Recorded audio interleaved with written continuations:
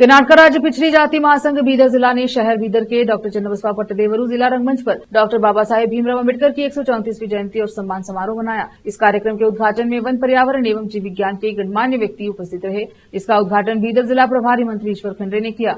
प्रशासन एवं हज मंत्री माननीय रहीम खान ने कार्यक्रम के मुख्य अतिथि के रूप में भाषण दिया।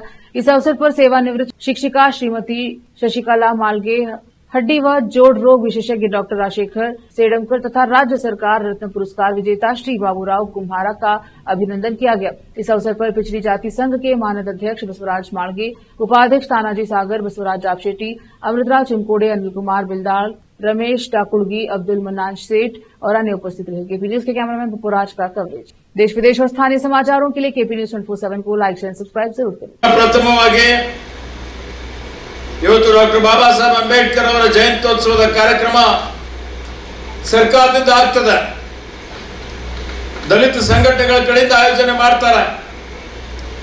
ಆದರೆ ಜಿಲ್ಲೆಯಲ್ಲಿ ನಮ್ಮ ಮಾಳ್ಗೆಯವರು ಮತ್ತು ಅವರೆಲ್ಲ ಸಂಘಟಕರು ಸೇರಿಕೊಂಡು ಇವತ್ತೇನು ಬಾಬಾ ಸಾಹೇಬ್ ಅಂಬೇಡ್ಕರ್ ಅವರ ಜಯಂತ್ಯೋತ್ಸವ ಹಿಂದುಳಿದ ವರ್ಗಗಳ ಒಕ್ಕೂಟದ ವತಿಯಿಂದ ಆಯೋಜನೆ ಮಾಡಿದ್ದಾರೆ.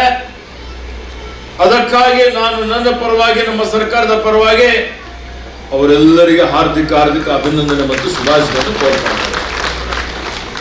ಆತ್ಮೀಯರೇ, ಇವತ್ತು ನಾವೆಲ್ಲರೂ ಅದೃಷ್ಟವಂತರು ಅಂತ ಹೇಳ್ಬೋದು.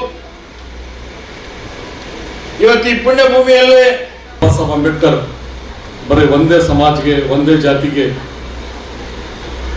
ಈಕ್ವಾಲಿಟಿ ಕೊಟ್ಟಿಲ್ಲ.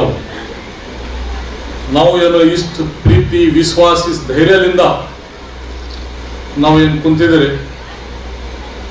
ಇವತ್ತು ಇದು ಎಲ್ಲ ಬಾಬಾ ಸಾಹೇಬ್ ಏನು ಸಂವಿಧಾನದಲ್ಲಿ ಕೊಟ್ಟು ಹೋಗಿದ್ದಾರೆ, ಅದ್ರ ಸಲುವಾಗಿ ನಾವೆಲ್ಲರೂ ಇಷ್ಟು ಪ್ರೀತಿ ವಿಶ್ವಾಸದಿಂದ ಇಡೀ ನಮ್ಮ ದೇಶದಲ್ಲಿ ಎಲ್ಲರೂ ಒಂದು ವಿಶ್ವಾಸದಿಂದ ಇದ್ದಾರೆ. हम सभी लोग जो आज इतने प्यार से, विश्वास से, मोहब्बत से और इतना फ्रीडम कोई हमको उंगली तक बता नहीं सकता।